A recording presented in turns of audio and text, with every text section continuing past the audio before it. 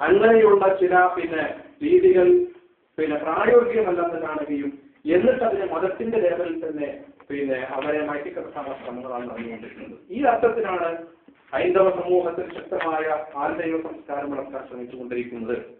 അതേപോലെ തന്നെ ഇസ്ലാമിക സമൂഹത്തിൽ തുരീക്കത്തിലേക്കും അതുപോലെ തന്നെ കപട ആത്മീയതയിലേക്കും ജനങ്ങളെ ക്ഷണിച്ചുകൊണ്ടിരിക്കുന്നത്.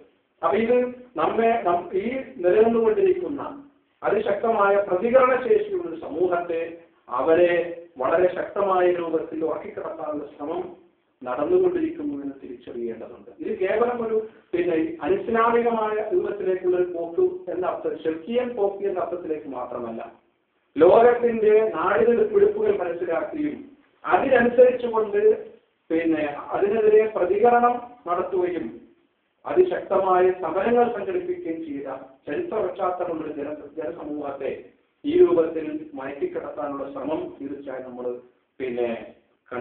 തിരിച്ചറിയേണ്ടതുണ്ട്.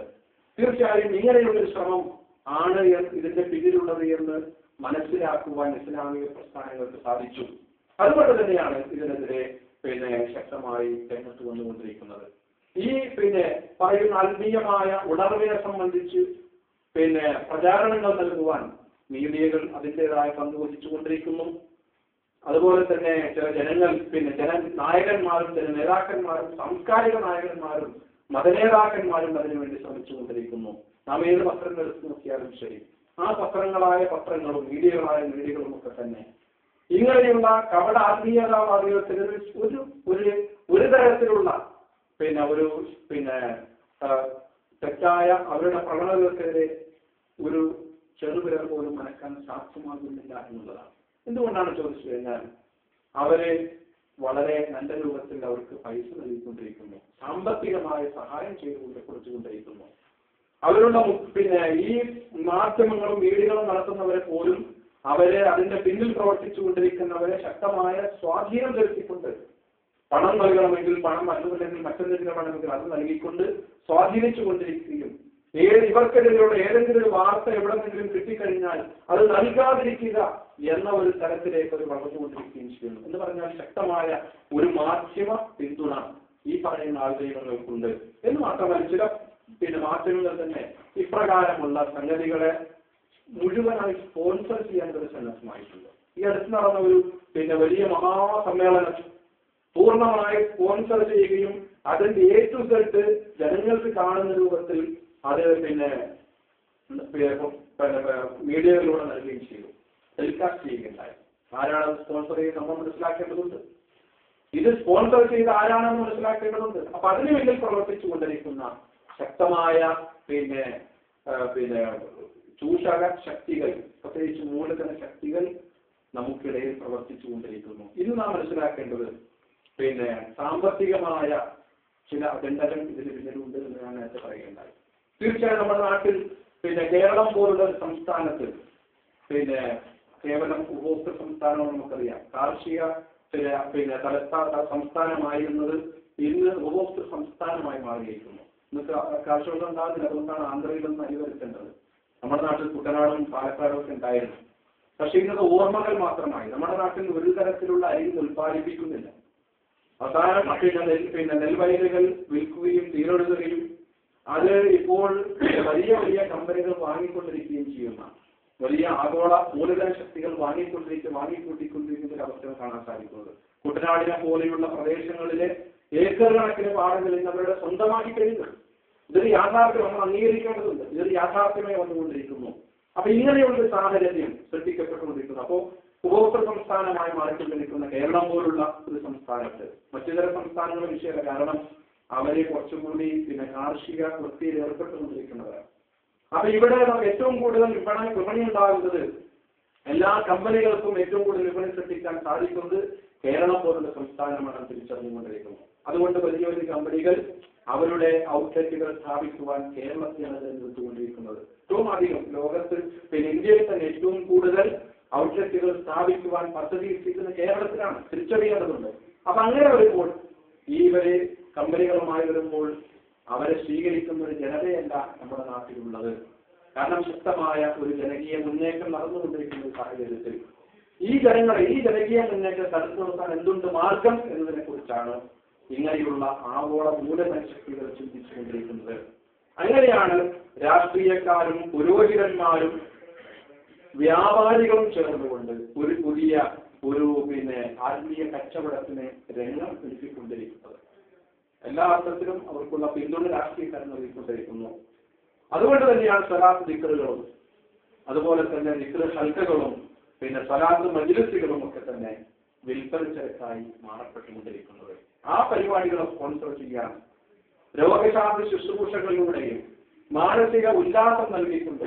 രോഗശാന്തി ശുശ്രൂഷകൾ അതുപോലെ തന്നെ മാനസികമായ ഉല്ലാസങ്ങൾ സന്താന സൗഭാഗ്യം നൽകുന്ന കേന്ദ്രങ്ങളും വളരെ വലിയ രൂപത്തിൽ നമ്മുടെ നാട്ടിൽ വളർന്നു വന്നുകൊണ്ടിരിക്കുന്നത്. എന്ന് മാത്രമല്ല, അങ്ങനെയുള്ള ഈ പറയുന്ന ആൾക്കാരെ, ഈ സിദ്ധന്മാരെയും ആൾദൈവങ്ങളെയും കൊണ്ടുവരാനും അവർക്ക് വേണ്ടി വേദികൾ ഒരുക്കി കൊടുക്കാനും ആഗോളതലത്തിൽ തന്നെ വലിയ വലിയ കമ്പനികൾ രംഗത്ത് വന്നിട്ടുണ്ടെന്ന് കാണാൻ സാധിക്കും. അപ്പൊ ഇങ്ങനെയുള്ള ഈ സാഹചര്യത്തിൽ ഇവർക്ക് നിലനിൽക്കണമെങ്കിൽ, ആഗോള മൂലധന ശക്തികൾക്ക് അവരുടേതായ ഒന്നിച്ച് സ്ഥാപിക്കണമെങ്കിൽ പ്രതികരണശേഷിയില്ലാത്ത സമൂഹം വളർന്നു വരേണ്ടതുണ്ട്. അവർ ദിക്റുകളും ഔറാദുകളിൽ നിന്ന് കഴിഞ്ഞുകൂടുന്ന ഒരു ജനതയായി മാറേണ്ടതുണ്ട്. അവരാട്ടിലും പാട്ടത്തിലും കഴിഞ്ഞുകൂടേണ്ടതുണ്ട്. ജനം വിളിച്ചു കഴിഞ്ഞാൽ 2 പാട്ട് പാടി തങ്ങളുടെ ദൈവത്തിന്റെ ഫോട്ടോയും വെച്ച് 2 പാട്ട് പാടിക്കുന്ന ഞങ്ങൾ ആത്മീയത പൂർണ്ണമായി എന്ന് വിചാരിക്കുന്ന, അല്ലെങ്കിൽ അമ്മയുടെ സൗഭാഗ്യം നേടിക്കൊണ്ട് ഒരു മുത്തം കൊടുത്ത് അത് കഴിഞ്ഞാൽ തങ്ങളുടെ ആത്മീയമായ മോശം ലഭിച്ചു എന്ന് ആഗ്രഹിച്ചുകൊണ്ടിരിക്കുന്നത്, അല്ലെങ്കിൽ അങ്ങനെ കരുതിക്കൊണ്ടിരിക്കുന്നത് ജനതയെ വളർത്തിക്കൊണ്ടുവരണമെന്ന് ആഗ്രഹിച്ചുകൊണ്ടിരിക്കുന്നു, അല്ലെങ്കിൽ ശ്രമം നടത്തിക്കൊണ്ടിരിക്കുന്നു. ഇതിന്റെ ഭാഗമായിട്ടാണ് ഇങ്ങനെയുള്ള ദൈവങ്ങൾ ഏറ്റവും കൂടുതൽ നമ്മുടെ നാട്ടിൽ പ്രത്യക്ഷപ്പെട്ടുകൊണ്ടിരിക്കുന്നത്. ഇതൊരു യാഥാർത്ഥ്യമാണ്, ഇതൊരു വസ്തുതയാണ് എന്ന് നാം മനസ്സിലാക്കിക്കൊണ്ട് തന്നെ മുന്നോട്ട് പോകുമ്പോൾ ഇതിന്റെ പിന്നിൽ പ്രവർത്തിച്ചുകൊണ്ടിരിക്കുന്ന ശക്തികൾക്ക് ഒരുപാട് താല്പര്യങ്ങളുണ്ട്. അല്ലെങ്കിൽ നമുക്ക് സാമ്പത്തിക താല്പര്യം തന്നെയാണ്. ഇത് നാം വളർന്നു വന്നുകൊണ്ടിരിക്കുന്ന എല്ലാ ആൾദൈവങ്ങളെയും ഷെയ്ഖുമാരെയും ദിവ്യന്മാരെയും ഔലിയമാരെ എടുത്തു നോക്കിക്കഴിഞ്ഞാൽ നമ്മുടെ നാട്ടിലൊരു ഒരുപാട് ഔലിയമാരെ നമുക്ക് പരിചയമുണ്ട്. അവസാനം അവരുടെ ജീവിതത്തിന്റെ പിന്നാമ്പുറങ്ങളിലേക്ക് ശ്രദ്ധ തിരിച്ചു വിടുമ്പോഴാണ് ലൈംഗിക ചൂഷണത്തിന് ഞെട്ടിപ്പിക്കുന്ന കഥകൾ നാം തിരിച്ചറിയുന്നത്. അതുപോലെ തന്നെ സാമ്പത്തികമായി വലിയ കോടീശ്വരന്മാരായി മാറുകയായിരുന്നു അവർ ചെയ്തുകൊണ്ടിരുന്നത്. വലിയ വലിയ സമ്പന്നന്മാരായി മാറുകയും എന്നിട്ട് അവർക്ക് വേണ്ടി പൊളിയൂസ് നടത്തുന്ന രാഷ്ട്രീയക്കാരെ ഉണ്ടാക്കിയെടുക്കുകയും ചെയ്ത ഒരു സാഹചര്യം നമ്മുടെ നാട്ടിൽ കഴിഞ്ഞുപോയ സിദ്ധന്മാരെ, നിലവിലുള്ള സിദ്ധന്മാർ കുറച്ചു കഴിഞ്ഞാൽ അന്വേഷണം നേരിടുമ്പോഴാണ് അതൊക്കെ മനസ്സിലാകും. ഇപ്പോൾ അവർ വലിയ ആൾക്കാരാണ്, വലിയ മഹാന്മാരാണ്. അവരെ തൊട്ടുബന്ധിക്കാനും അവരെ കൂടെ കൊണ്ടു നടക്കാനും അവരുടെ അനുഗ്രഹം വാങ്ങാനും ജനങ്ങൾ ക്യൂ നിന്നുകൊണ്ടിരിക്കുന്ന ഒരവസ്ഥ ഇപ്പോൾ നമ്മുടെ നാട്ടിലുണ്ട്. ഇപ്പൊ ഈ അടുത്ത് നടന്നുകൊണ്ടിരിക്കുന്ന പല ക്ലാസ്സുകളും നമ്മുടെ നാട്ടിൽ വളരെ ശക്തമായി നടന്നുകൊണ്ടിരിക്കുന്ന ഒരു ക്ലാസ് എന്ന് പറയുന്നത് ജീവനക്കലയെ സംബന്ധിച്ചാണ്. ജീവനകലയിൽ ആദ്യ കാലഘട്ടങ്ങളിലൊക്കെ മുസ്ലിം സമൂഹത്തിൽ നിന്ന് തന്നെ 5 നേതാക്കന്മാർ തന്നെ പോയിരുന്ന ഒരു കാലഘട്ടം ഉണ്ടായിരുന്നു. ആശ്വാസം ലഭിക്കുമെന്ന് കരുതി ജീവനകലയിൽ പങ്കെടുക്കുകയും എന്നിട്ട് അതിലൂടെ ജീവിക്കാനുള്ള പുതിയ പദ്ധതികളും അതുപോലെ തന്നെ ആത്മീയമായ ഉണർവുകളും അതിലൂടെ ആനന്ദവും പകർന്നു കിട്ടുന്നു എന്ന് പറയുകയും മുസ്ലിം സമൂഹത്തിൽ നിന്ന് തന്നെ ഇപ്പോഴും വളരെ ശക്തമായ രൂപത്തിൽ ജനങ്ങൾ പോയിക്കൊണ്ടിരിക്കുന്നു. ഇത് അതിശക്തമായ രൂപത്തിൽ വ്യാപിപ്പിക്കാനുള്ള ശ്രമം ഈ കാലഘട്ടത്തിൽ നടന്നുകൊണ്ടിരിക്കുകയാണ്. നാം അറിയുന്നു, എല്ലാ വിദ്യാഭ്യാസ സ്ഥാപനങ്ങളിലും ഇതിന്റെ കേന്ദ്രം തുടങ്ങാനുള്ള ഒരു ശ്രമമാണ് ഇപ്പോൾ അവർ നടത്തിക്കൊണ്ടിരിക്കുന്നത്. അതിന്റെ ഒരു കോഴ്സിനൊക്കെ ഫീസുണ്ട്. ഭയങ്കരമായ സാമ്പത്തികമായ അടിത്തറയാണ് ഉണ്ടാക്കിയിട്ടുള്ളത്.